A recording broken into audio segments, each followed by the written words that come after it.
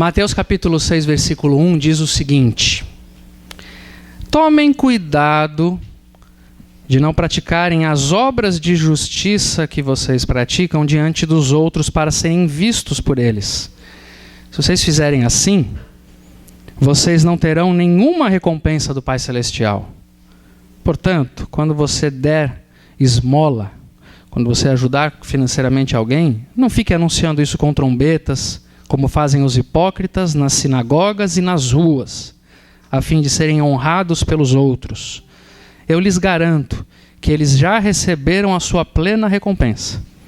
Mas quando você der esmola, que a sua mão esquerda nem saiba o que está fazendo a sua mão direita, de forma que você preste a sua ajuda em segredo, e seu Pai, que vê o que você faz em segredo, o recompensará. Quando vocês orarem, versículo 5, não sejam como os hipócritas, porque eles gostam de ficar orando em pé nas sinagogas e nas esquinas, a fim de serem vistos pelos outros. Eu lhes asseguro que eles já receberam sua plena recompensa. Mas quando você orar, vá para o seu quarto, feche a sua porta e ore ao seu Pai que está em secreto.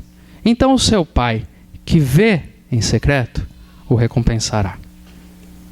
Quando orarem, não fiquem sempre repetindo a mesma coisa, como fazem os pagãos. Eles pensam que por muito falarem serão ouvidos. Não sejam iguais a eles, porque o seu Pai sabe do que vocês precisam, antes mesmo de o pedirem. Quando vocês orarem, orem com esta consciência, de que o Pai nosso está nos céus, santificado seja o teu nome, que venha o teu reino, seja feita a tua vontade, assim na terra como no céu.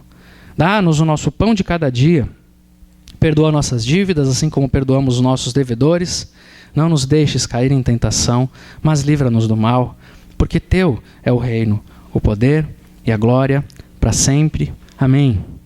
Pois se perdoarem as ofensas uns dos outros, o Pai Celestial também lhes perdoará.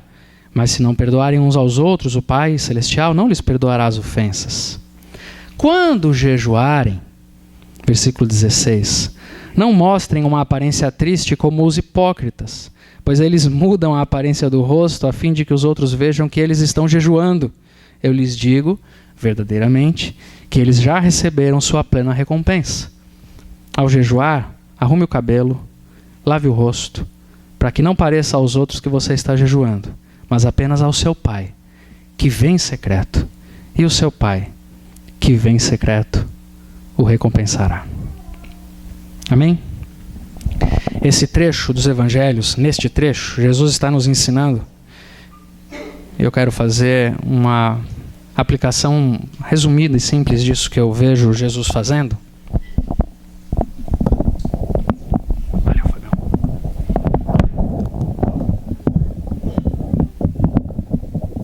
Jesus Cristo fala para nós aqui a respeito de prática religiosa, fala a respeito de espiritualidade e fala a respeito de recompensa. Isso que eu queria deixar para vocês hoje como inspiração nesse texto de Jesus. Ele fala sobre a maneira como a prática religiosa é desenvolvida com base nesses elementos aqui de ajuda e serviço, esmola, oração e jejum. E ele fala que você pode praticar estas coisas como um exercício religioso. Você pode desenvolver práticas de boas ações por um motivo religioso. É quando você faz o bem para as pessoas, a fim de ser recompensado por isso numa relação de crédito e débito com Deus e com a sociedade. As mentes religiosas, elas criam esse mecanismo de fazer boas ações, praticar o bem, para trabalhar com esta relação de crédito e débito com a sua consciência.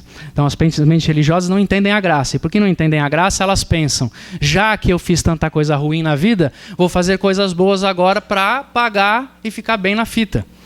Já que eu errei tanto nos meus caminhos, agora eu vou fazer uma porção de coisas boas para equilibrar o déficit. Isso é um pensamento religioso, não está baseado na graça. É o que movimenta a religião em si, que ela é feita de uma porção de mecanismos que trabalham com esse conceito de que você começa a fazer coisas para pagar as coisas ruins que você havia feito.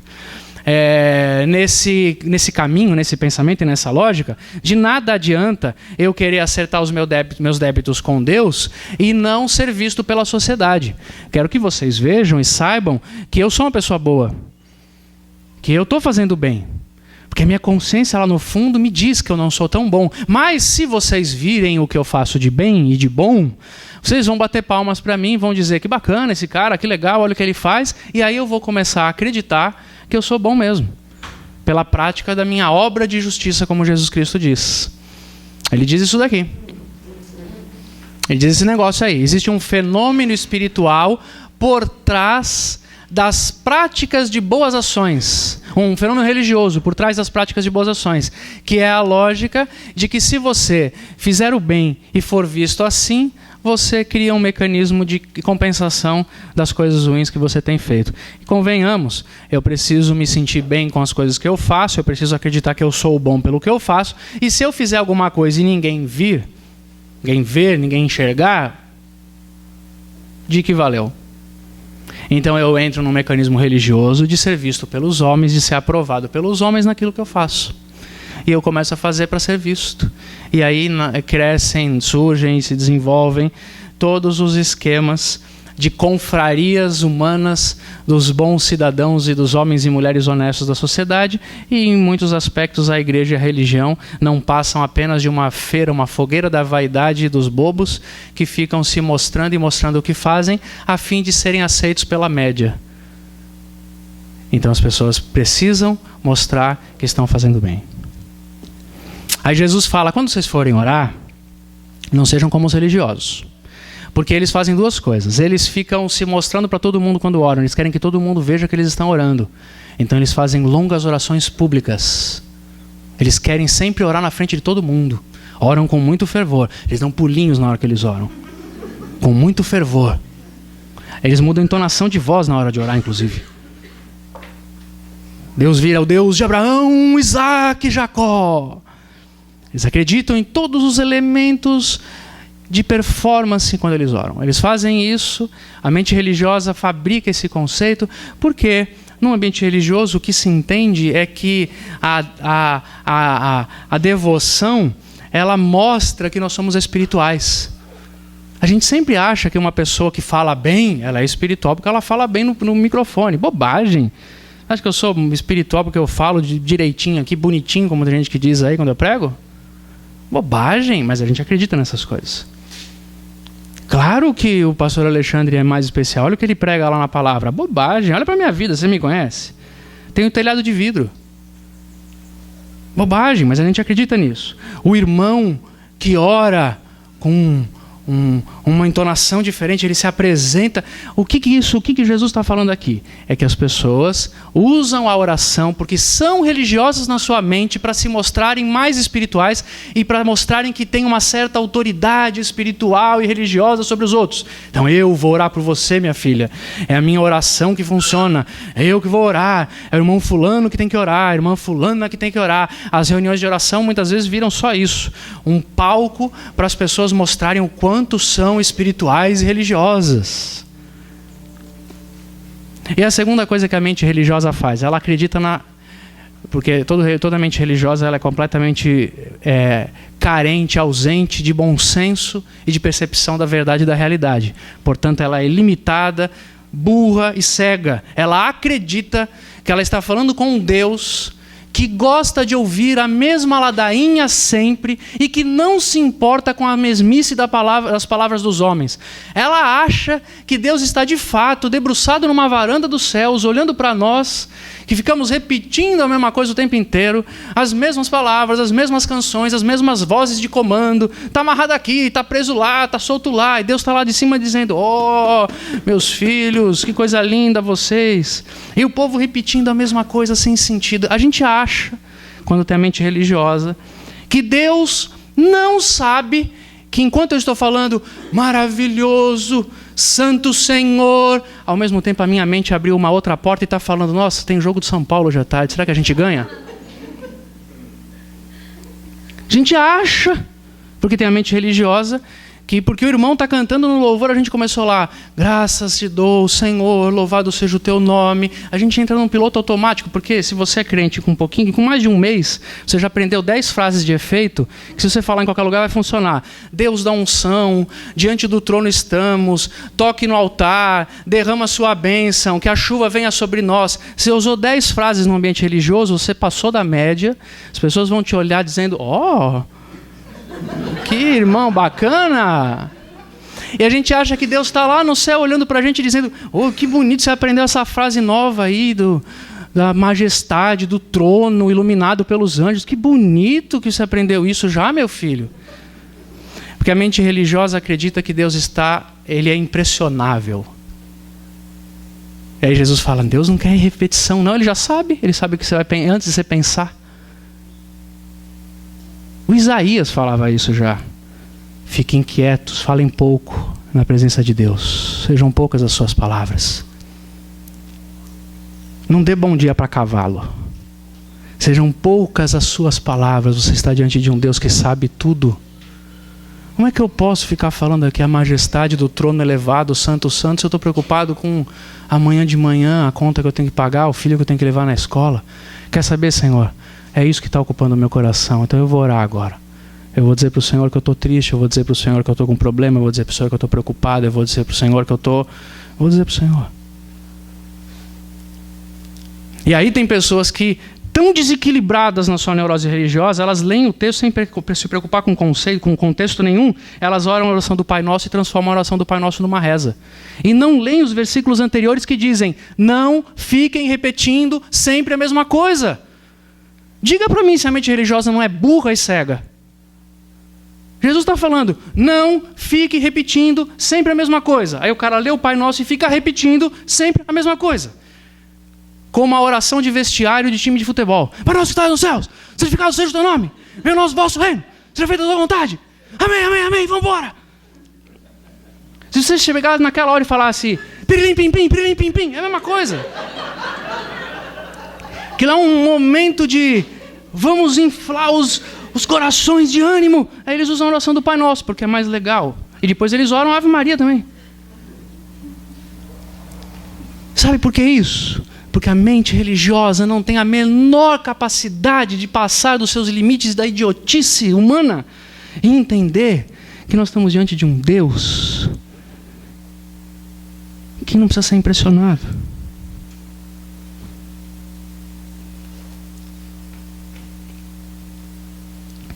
E aí entra o jejum. Quando vocês jejuarem, tome seu banho, limpe seu rosto, não deixe as pessoas verem isso. Por quê? Porque o jejum para o homem religioso nada mais é do que uma boa moeda de troca com Deus. Se o ato da boa caridade é aquela questão de você trabalhar com créditos e débitos na sua mente religiosa, a prática do jejum e todas as práticas semelhantes tem a ver com esses tais sacrifícios que a gente faz para receber alguma coisa em troca de Deus. Você já aprendeu isso, não precisa ficar falando muito tempo não. Se você é crente aqui com um pouquinho de tempo, você já ouviu alguém dizendo, quer um emprego novo? Faça um jejum. Quer casar? Faça um jejum. Ué, que coisa doida, casar já é tão complicado, tem que fazer jejum para casar? Quer ganhar? Faz jejum. Eu acho que teve muito corintiano jejuando esse ano, inclusive. E deu errado. É bom os São Paulinos e palmeirenses vamos nos unir, irmãos, não jejum. Que o Mundial está chegando e a gente não pode perder essa, irmãos. A gente tem que salvar o ano aí. Porque o jejum nada mais é, na prática religiosa, do que uma moeda de troca. Junto com todas as práticas semelhantes a isso. A corrente, sei lá o que tem mais aí, como é que chama essas coisas de fazer 40 dias lá, as campanhas, ir no monte tal, as novenas, as fitas, todas práticas religiosas que visam receber alguma coisa em troca. Tá certo? Uma troca com Deus. Eu faço para ganhar alguma coisa com Deus. Mas ganhar o quê? Ganhar um benefício prático. Faço um jejum para ganhar emprego. Faço jejum para minha sogra mudar de cidade. Faço jejum para emagrecer. Daí funcionaria. faço alguma coisa para ganhar alguma coisa em troca. A mente religiosa faz isso com as coisas. E Jesus não é um homem religioso, não veio ensinar religião, veio acabar com religião e veio ensinar a verdadeira espiritualidade. Portanto, ele veio ensinar o que é de verdade. Prática de bondade, oração e jejum. Ele veio ensinar o que é isso. Isso é a verdadeira espiritualidade. Agora é interessante que esse texto fala sobre recompensa. E aqui, para mim, eu vejo Jesus desmistificando muito qualquer outro pudor religioso que pode haver em oposição ao que eu estou acabando de falar. O que Jesus está falando é que nós, como seres humanos, somos dotados da necessidade, da capacidade, do interesse em ganharmos alguma coisa com o que fazemos, em recebermos alguma coisa em troca. Por isso que se diz recompensa. E ela existe sim e tem lugar sim na espiritualidade cristã. O próprio Jesus, os evangelhos vão dizer, o Novo Testamento vai dizer que Jesus, por causa da alegria que lhe estava proposta, suportou a cruz, a vergonha e a morte. Havia uma proposta, havia uma recompensa, e há mesmo. E Jesus não atira do lugar da espiritualidade. Existe sim. Existe uma recompensa para as pessoas que se dedicam a fazer o bem aos outros. Existe. Existe uma recompensa para aqueles que oram buscando de fato o Senhor na sua experiência de uma maneira verdadeira e íntima. Existe. Existe uma recompensa para quem vive a prática do jejum e dos outros exercícios de espiritualidade. Existe. Ela não é a recompensa da religião, porque a recompensa da religião é um fim em si mesmo. O texto vai dizer isso várias vezes aqui. Esses homens dão esmola para serem vistos pelos homens, eles já ganharam a sua recompensa. Porque a tudo que a religião quer ser, é ser vista. Se você fizer qualquer coisa na sua vida para ser visto, quando alguém o vir, você foi recompensado. Parabéns, troféu joinha, vá para casa, continue sendo um bom religioso. Está no jogo. Se você faz as coisas para as pessoas olharem para você, baterem em palma e te reconhecerem, parabéns, você já foi reconhecido. Jesus está falando isso aqui. Essa é a sua recompensa, não é o que você queria? Mas existe uma outra recompensa para aqueles que querem ter uma vida espiritual com Jesus. Uma outra recompensa verdadeira, profunda, transformadora da alma. E é essa que Ele quer nos oferecer. É a experiência da discrição religiosa que espera somente do Pai receber o que do Pai vem. Só isso. Só isso.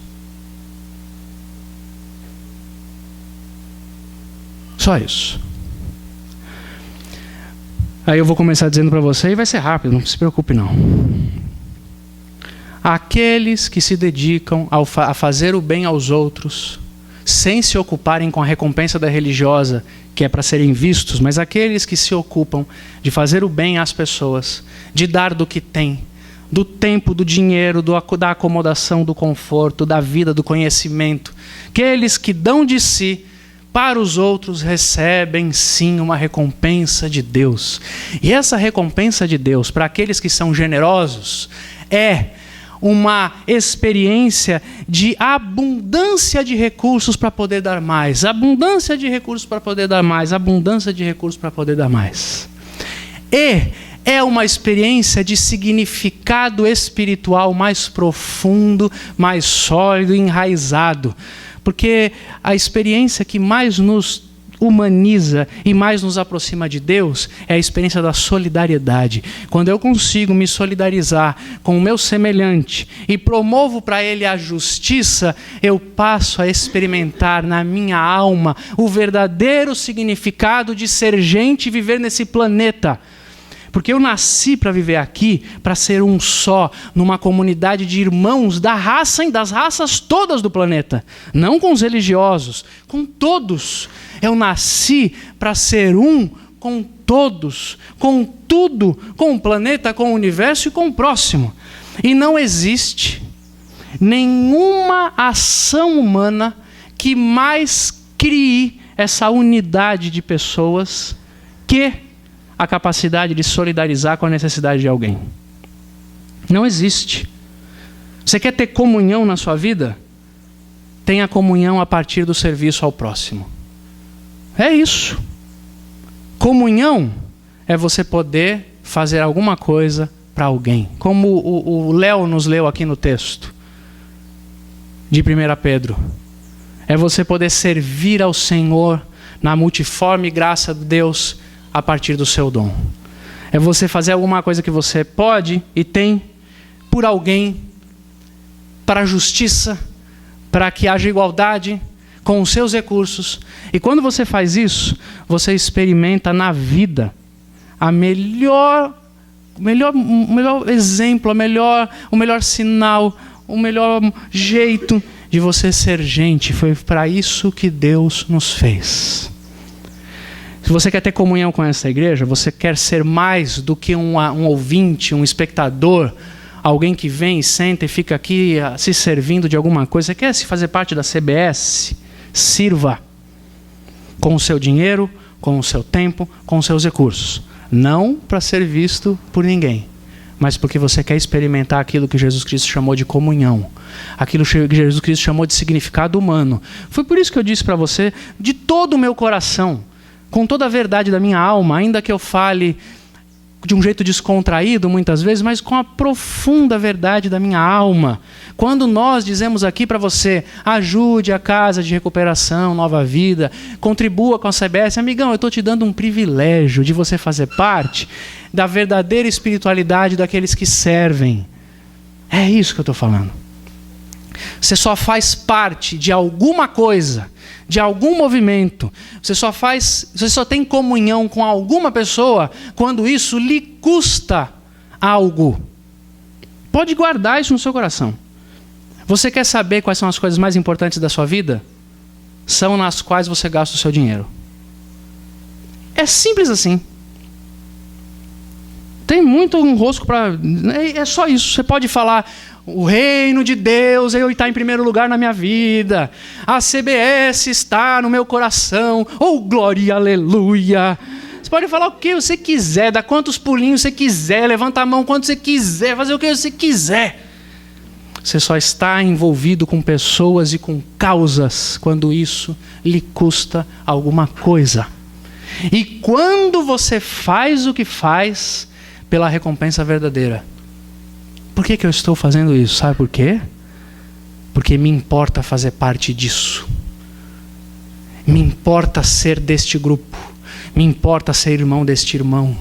Me importa saber o que está sendo necessitado, o que está sendo feito, o que é preciso, o que é necessário. Aqui você vai ouvir, e isso acontece sempre, você vai ouvir a gente falando para você, ajude o irmão fulano que está precisando de ajuda, ajude tal organização, contribua com o lugar. Você vai sempre ouvir esse tipo de coisa, sempre.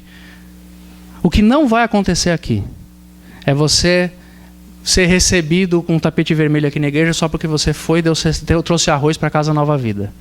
Porque eu não ia fazer essa maldade com você. Eu não ia roubar sua recompensa. Não quero roubar sua recompensa. Deus me livre de te aplaudir. Se eu começar a te aplaudir, fuja de mim. Se você um dia perceber que este homem que aqui vos fala, feito de carne e osso, começar a tratar você com um certo cuidado especial, porque talvez tenha descoberto que você é um homem generoso, uma mulher generosa com seus recursos financeiros, arreta, sai de mim, põe alho no pescoço, foge. Eu não quero roubar sua recompensa. Não quero.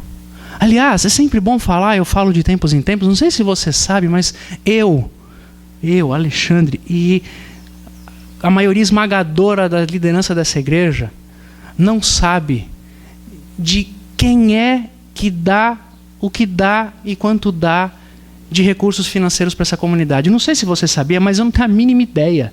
Portanto, se você entrar aqui e eu não te cumprimentar bem no domingo, não é porque eu fiquei sabendo que você não deu dinheiro. Eu nem sei. E se eu te cumprimentar muito bem, não acha que eu fiquei sabendo que você dá dinheiro aqui? Eu não sei. Ih, que coisa, hein? Que graça tem então, pastor, ir na igreja aí? Você não sabe, velho? Não vai me abraçar de um jeito mais caloroso? Eu não sei. Se alguém tenta falar, Ale, aconteceu a pessoa, eu fecho o ouvido, não quero ouvir nome, não. Eu roubar a sua recompensa? Não. Porque a recompensa verdadeira de quem serve a Deus com seus recursos é a recompensa de fazer parte de movimentos, de organizações vivas e de comunhão com seres humanos. Uma vez Jesus Cristo foi lavar os pés dos seus discípulos num ato de serviço que só um escravo faria. E o irmão Pedro, que era aquele que falava o que todo mundo pensava, mas só ele tinha coragem de falar, disse, Jesus, o senhor não vai lavar meus pés não? Que negócio é esse? Aí Jesus falou para o Pedro assim, se eu não puder te servir e lavar seus pés, eu não tenho parte contigo. Aí o Pedrão falou, então dá banho inteiro. Se eu não posso te servir, eu não estou com você na vida. Se eu não posso servir a CBS, se eu não quero servir a CBS com o que eu tenho, a CBS não é minha e eu não faço parte dela. Hoje eu estava conversando com uma pessoa que me perguntou se tal fulano é membro da igreja ou não é. Se fosse numa igreja tradicional batista, a gente ia orar no hall de membros. Mas de acordo com o que eu entendo a espiritualidade, eu digo e penso, fulano não está por perto, não está entre nós, não sabemos de sua vida, não pergunta sobre a nossa, não está comungando conosco, não nos vê na rua, é membro da CBS? Não preciso nem ver no hall de membros. Não.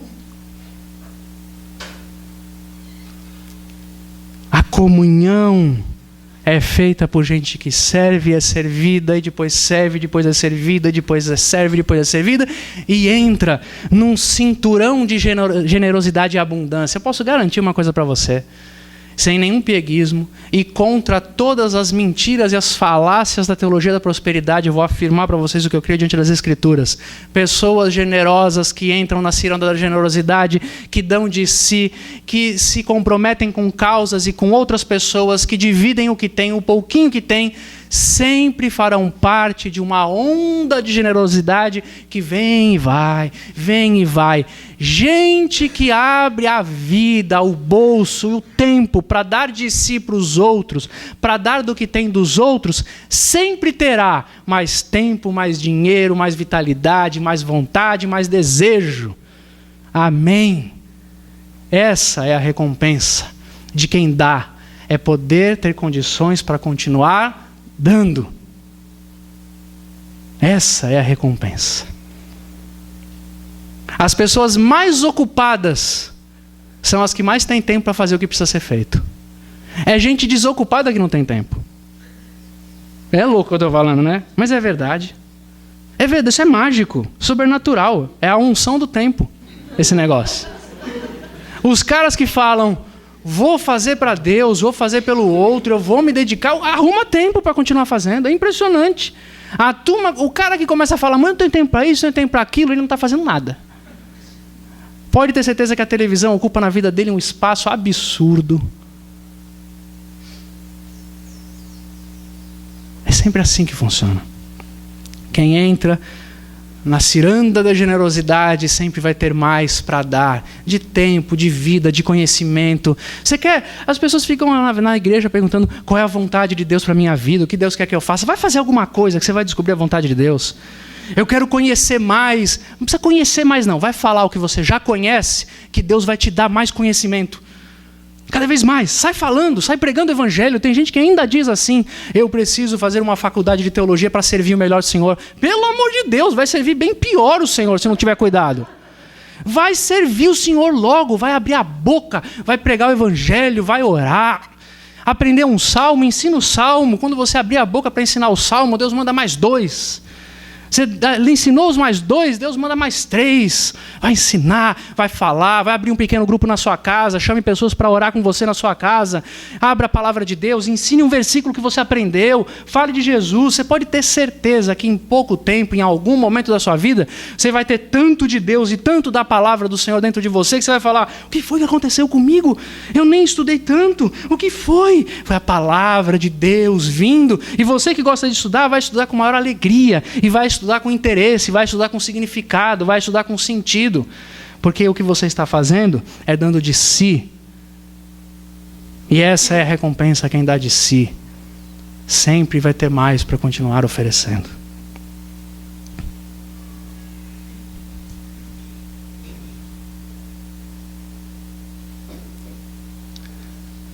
Aí Jesus fala: quando vocês forem orar, entre no seu quarto, ore em secreto, que o seu pai vê que você está orando.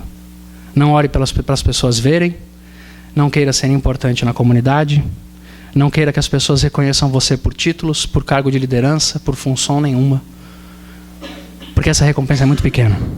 Se tudo que você quer na vida é um título de pastor na CBS, você dançou, porque nem eu uso, vai para outra igreja, que aqui não vai rolar. Você veio para cá achando assim: não, lá eu vou ser diácono logo. Dançou, porque diácono aqui é quem serve, não é quem tem título. Aqui não tem isso. Vai para outra igreja, tem um monte de igreja que tem isso. Deus te abençoe. Busque sua recompensa no lugar certo. Aqui não tem essa. Porque aqui eu ensino, prego, falo, tento viver, incentivo que as pessoas vivam seus exercícios devocionais no anonimato, na discrição, no profundo do seu quarto, onde ninguém vê.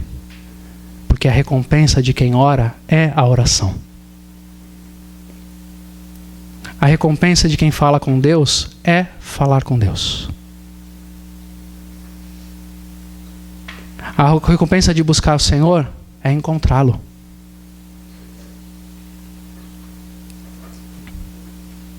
A recompensa de ler a palavra é ler a palavra. É ver Deus falando conosco. Ninguém vai ver, ninguém sabe, ninguém bate palma para isso, mas é ali que as coisas acontecem. Eu sempre digo isso e incentivo você de todo o meu coração. Queria te dizer: faça esse exercício no seu coração. Se você só ora quando está em público, quando está com grupos reunidos ou na igreja, eu lamento lhe informar, mas você não está orando. Se o fervor do seu momento de adoração e o seu quebrantamento e os seus joelhos postos no chão só acontecem quando você está no movimento da massa e alguém te dá uma voz de comando e diz: vamos todos ajoelhar agora, e fecha os seus olhos e cante ao Senhor, e você vai e se quebranta, é só ali. Se não há contrição, prostração na sua casa, no seu quarto, na sua vida, no anonimato, você não sabe o que é isso. Você nada mais é do que o resultado de uma mecânica de massificação que as pessoas fazem com unção de Deus, mas nada mais é do que mecânica. O verdadeiro exercício espiritual acontece no anonimato. Aí Jesus fala: entra no seu quarto, que o Pai que te vê em secreto, te vê ajoelhado, vê você. E como eu amo Jesus e sigo Jesus, entendo o seu evangelho, é óbvio que eu estou entendendo e estou ensinando que Jesus não está falando que o seu quarto é sagrado. Ele está falando que o ambiente de recolhimento é sagrado. É na cozinha que você fica sozinho porque o seu quarto não dá? É lá. É na sala? É na sala. Eu vou além. É no trânsito? É enquanto as pessoas estão fazendo seus movimentos e as buzinas estão tocando que você consegue olhar para o carro quieto ali e falar: Deus, eu estou aqui agora, somos nós dois, eu e o Senhor. É lá. É fazendo uma caminhada. Onde é? Eu não vou nem falar os meus lugares preferidos, porque sempre corre o risco de alguém sair daqui sacralizando, né? O pastor Alê ora lá, então lá é do poder. Mas eu sei onde é o meu quarto secreto. É o ambiente do meu recolhimento, onde ninguém vê. Ninguém ouve nada. É tão extraordinário Jesus Cristo fazer essa abordagem. Quando você orar, vá para o seu ambiente de recolhimento e ore, e o seu Pai que está em secreto, Ele vê. Antes, mais importante que, e depois de ouvir, o Pai vê. Porque quando eu estou diante de Deus, as minhas palavras, elas muitas vezes são tão descabidas.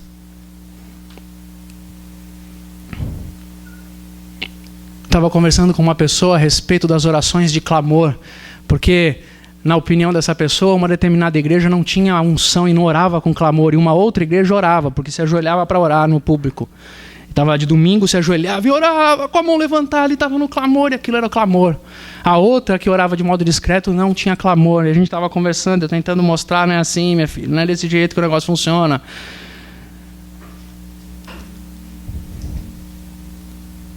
Alguns clamores a Deus, eles já passaram todas as possibilidades de palavras. Eu já nem falo, Deus, o Senhor de Isaac, Jacó, o Senhor de Israel, nos visita aqui esta noite. Não.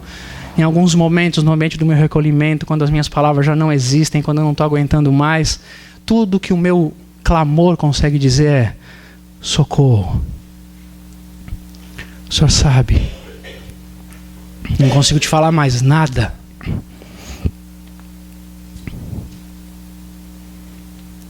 Quantas orações que eu fiz começaram com um discurso: veja bem, Senhor, e se acontecesse isso? O Senhor não acha melhor fazer aquilo? Eu costumo dizer que Deus, se me ouvisse, a vida seria tão mais fácil, mas Ele não me ouve. Senhor, o Senhor acha que se o Senhor fizesse isso assim, ia ser tão melhor? O Senhor não está me ouvindo, eu vou naquela igreja que põe o dedo na sua cara e te dá ordem, hein?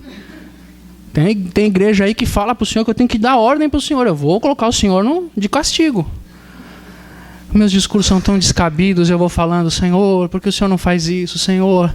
Aí as palavras vão sendo, a minha mente vai cansando, minhas palavras ficam sem propósito. E aí eu vou ficando quieto, e eu falo: o Senhor sabe. Eu não consigo nem dizer onde está doendo. Eu não vi o caminhão que me atropelou. Ai, se Deus só ouvisse o grito das igrejas que acham que Ele é surdo. Ai, se Deus só ouvisse a ladainha de quem fica repetindo as coisas sem sentido. Deus vê. Deus vê. Sabe qual é a recompensa de quem ora? É a oração. É ser visto por Deus. Eu não lembro que mulher do cristianismo, uma dessas mulheres importantes, disse uma frase. Não sei se foi Teresa d'Ávila, se foi a Madre Teresa, eu não sei quem que disse isso, disse assim, perguntaram para ela: quando você ora, o que você fala para Deus? Ela: nada. E quando você ora, o que Deus fala para você? Nada. Mas eu sei que Ele me ouviu e eu ouvi. Eu sei. Ele me viu. Eu falei sobre isso há dias atrás. Quando você consegue ouvir a si mesmo e perceber o seu próprio coração, você vive uma experiência de saber que Deus te viu e te ouviu. A oração precisa ser vivida intensamente, não nos momentos públicos. Ela tem que ser vivida intensamente no nosso ambiente de recolhimento. Porque é ali onde Deus sabe quem somos. É lá que as coisas acontecem. E por fim, quando Jesus Cristo fala que o jejum tem uma recompensa, que não é a recompensa de ganhar alguma coisa dele em troca, mas o jejum, a leitura bíblica, os exercícios da espiritualidade humana, que a cristandade durante esses 2000 anos nos ofereceu muitas informações sobre isso. Quando se fala sobre jejum nesse texto, está se falando sobre exercícios de espiritualidade, coisas que praticamos e que nos trazem recompensa, como a própria oração, ir para um lugar retirado e orar, fazer jejum durante um dia. O que essas práticas espirituais têm como conceito é um ato de parar tudo e prestar atenção concentrada no objeto da sua transcendência. Aquelas coisas que a gente não faz no dia a dia, porque eu estou o tempo inteiro em oração. Inclusive, se eu não tivesse em oração o tempo inteiro, eu faria tanta mais bobagem do que eu faço. Estou orando, Senhor, me segura aqui, me ajuda lá, segura minha mão, segura minha boca. Eu estou em oração, mas de vez em quando eu preciso exercitar um ambiente dentro de mim que fala, esquece tudo, eu vou namorar o meu pai agora, eu vou prestar atenção no meu Senhor. É aquilo que quebra a rotina de todos os relacionamentos. Relacionamentos amorosos, relacionamentos de pais e filhos precisam quebrar aquela rotina alucinada que a gente tem. Ainda que seja todo mundo junto na mesma casa, para de vez em quando desligar o iPad, o iPod, o iQuero, desliga tudo, olha para o outro e fala, e aí? No que você está pensando agora, como pergunta o Facebook? Uma olhando no olho, assim. Ah, se eu falasse no Facebook tudo que eu estou pensando agora. E aí? A quebra da rotina. O jejum é isso. O que é o jejum? Guarde isso no seu coração. O jejum não serve para você ganhar alguma coisa de Deus. O jejum é uma quebra de rotina que te faz concentrar em Deus, para receber de modo mais intenso de Deus o que Ele tem para te oferecer. E isso, a recompensa disso é o fortalecimento espiritual. Tanto é verdade que Jesus Cristo disse que para o embate da vida nós precisávamos jejuar. Uma vez ele falou, vocês querem expulsar esse demônio aí? Esse negócio é difícil, hein? Ou vocês se preparam espiritualmente, ou vocês não dão conta. Mas não fique aqui achando que Jesus acha que jejum é só para expulsar demônio. Porque tem outros demônios muito mais sutis na vida que a gente não precisa sair expulsando com ordem de comando. Tem que expulsar com resistência, tem que expulsar com amor, tem que expulsar com abraço. Você vai ter aquela conversa com o seu chefe, você precisa parar um pouco, contar até 10 na presença do Senhor, fazer jejum, orar, se recolher, para se preparar espiritualmente, porque o que vem aí é chumbo grosso. Sabe qual é a recompensa de quem pratica os exercícios espirituais? É o fortalecimento do espírito. Não é ganhar um carro novo, uma casa nova, um emprego novo. É o fortalecimento do espírito.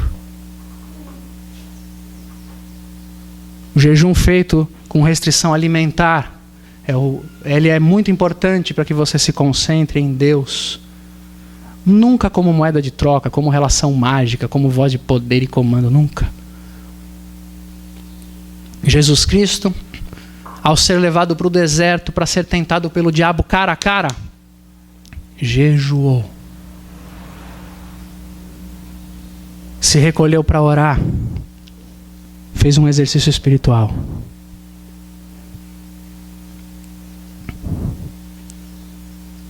Por quê?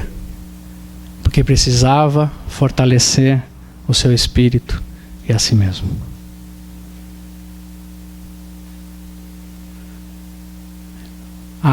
O jejum como conceito é parar a rotina, restringir o uso que você faz da vida para se concentrar no objeto da sua transcendência com mais atenção.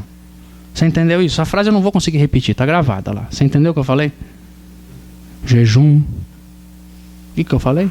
O jejum é um exercício que quebra a sua rotina, restringe o uso comum que você faz das coisas e te dá concentração ao objeto da sua transcendência, que é o Pai. Ok? Você pode fazer jejum de comida. Você pode fazer jejum de televisão. Você pode fazer jejum de sexo.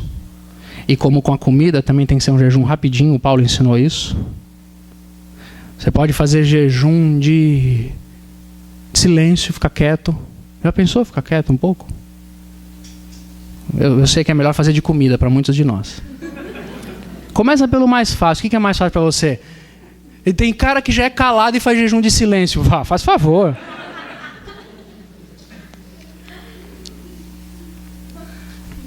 A turma aí que é travada com sexo, não gosta muito, ou tem muitos tabus, ouve o pastor falando e fala, agora eu já sei o que falar lá em casa. Não precisa mais usar desculpa da dor de cabeça, é do jejum. Faz favor. Aí é fácil. Jejum é uma quebra de rotina e uma um esvaziamento desse consumo do que nos é diário, uma restrição desse consumo, para que a gente se concentre no objeto da nossa devoção e da nossa transcendência, a fim de que o nosso espírito seja fortalecido.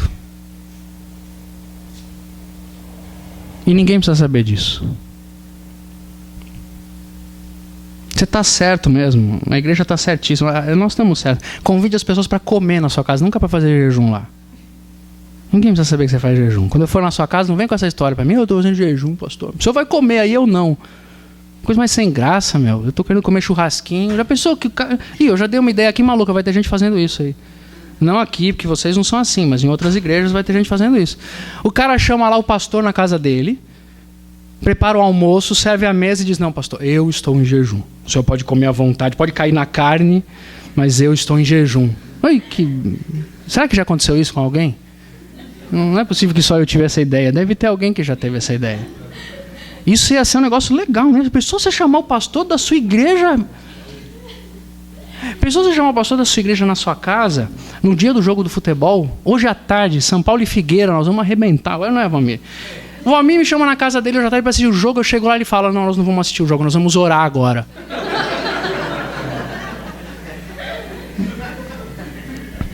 Você já pensou? Vai ser excluído esse Valmir da igreja. Não pratique os seus exercícios espirituais para as pessoas verem. Você não tem academia de exercício espiritual. Não existe. Para o reino de Deus não existe academia. Você vai ter que fazer sozinho. Eu sei que fazer exercício sozinho é mais difícil, né? Mas você vai ter que fazer sozinho. Num ambiente de tanta intimidade, que talvez um ou outro possa estar por perto fazendo com você. Mas tem que ser uma intimidade tão grande que ninguém se acha especial porque está fazendo aquilo. Aí você vai se restringir de algumas coisas da sua vida e vai falar: essa semana que acaba aquela maldita novela lá? É? Então eu vou propor um jejum para você. Ó que maldade esse pastor. Hoje, essa semana, das 8 da noite até as 11, sem televisão na sua casa.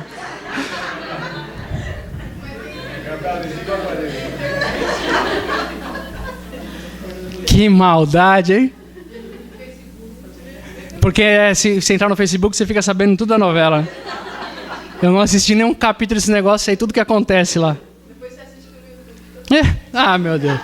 Dá balão no jejum as irmãs aqui. Tá bom, beleza, não vou assistir. Até às 11, né? Às 11h05 entra no YouTube para assistir o capítulo.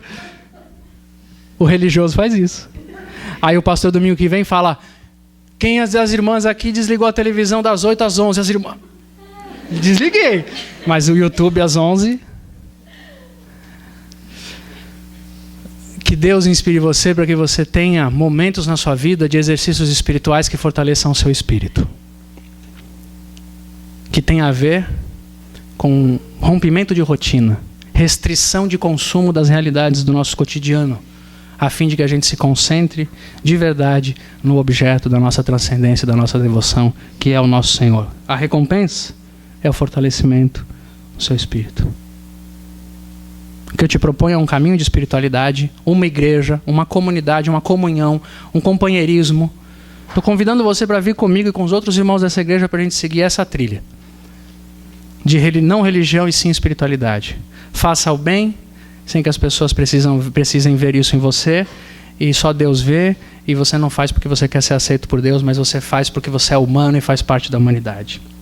Ore no ambiente de recolhimento da sua alma, para que ninguém te ache mais espiritual pelo que você faz. Cante lá, ore lá, se ajoelhe lá, se quebrante lá, fale em línguas lá.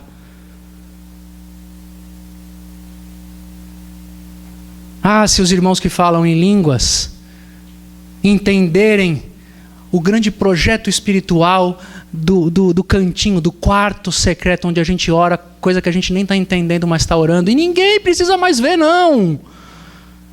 Porque sou eu e o Pai. Viva a sua espiritualidade no anonimato e quebre a sua rotina para o fortalecimento do seu espírito, não para ganhar um carro novo. Pratique seus exercícios, porque isso é importante para a sua alma. A recompensa é o seu fortalecimento. Amém? No que depender de mim, como alguém dentre aqueles que ensinam nessa comunidade, é esse o caminho que eu estou oferecendo para você. É essa espiritualidade e é essa igreja. Se você não quer isso, Deus o abençoe e você siga em busca da sua recompensa. Eu não vou boicotar a recompensa de Deus na sua vida. Nunca. Se Deus quiser. Amém? Que Deus nos abençoe e nos inspire. Para terminar, algumas pessoas me dizem assim de vez em quando: isso que você prega é tão livre, que as pessoas vão ter muita dificuldade de praticar porque elas precisam de regrinhas para viverem.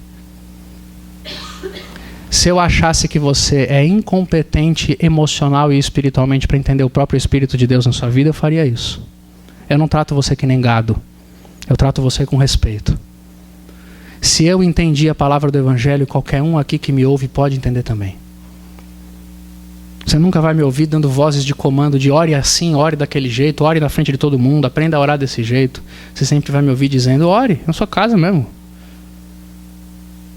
Busque o Senhor, busque o Senhor, busque o Senhor. Você nunca vai me ver me tornando o mediador da sua fé. Se você tem qualquer expectativa de que eu seja mais do que eu sou aqui, que você está vendo agora, você está no lugar errado. Eu respeito demais você para tratar você que nem gado que precisa de comando. Ou o Espírito de Deus te dirige na sua devoção, na sua espiritualidade, ou você não vai ter de mim nunca nada que atrapalhe o projeto de Deus na sua existência. Eu acredito que você pode fazer isso. É por isso que eu dou tanta liberdade assim. Mas a turma vai se perder. Problema da turma. Jesus me mandou pregar o Evangelho. Jesus não me mandou ser papai e mamãezinha de ninguém. Jesus me mandou pregar o Evangelho. Ou o Evangelho te liberta, ou o Evangelho abre a sua mente, ou nada que eu faça aqui vai mudar alguma coisa na sua vida.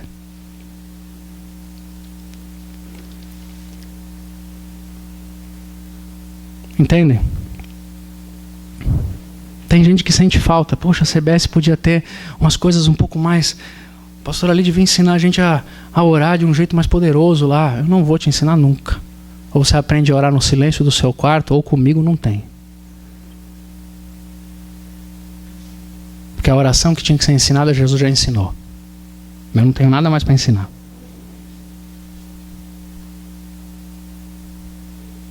Amém? Aventure-se por conta própria a buscar o seu Senhor. Tenho certeza que você o encontrará. É por isso que eu te dou tanta liberdade. Você não precisa de mim falando o tempo inteiro o que você tem que fazer. Você precisa se aventurar a buscar o seu Senhor, a chamá-lo de meu Pai, a chamá-lo para o quarto secreto da sua experiência de vida. É isso que você precisa. Então, lamento lhe informar, mas eu não sou pastor da oração forte. Quando eu puder fazer uma visita para você, eu vou fazer uma visita à paisana. Não vai ser oficial. O dia que eu for na sua casa porque você me chamou, porque você está doente, eu vou como irmão lá. A minha oração é igual à sua. Por isso que se eu não for, nem se escandalize comigo e nem fique muito em crise, porque eu não sou desses aí. Vá viver sua vida, se coça, meu filho. É o Espírito de Deus quem nos guia. Eu só estou aqui para mostrar onde o Espírito está. Eu acho que Jesus está ali. Jesus está falando isso aqui. Vai lá falar com Ele. Busque o Senhor. Busque o Senhor. Busque o Senhor. Desenvolva e viva a sua espiritualidade para o seu bem e para a glória de Deus. Amém? Que Deus nos abençoe.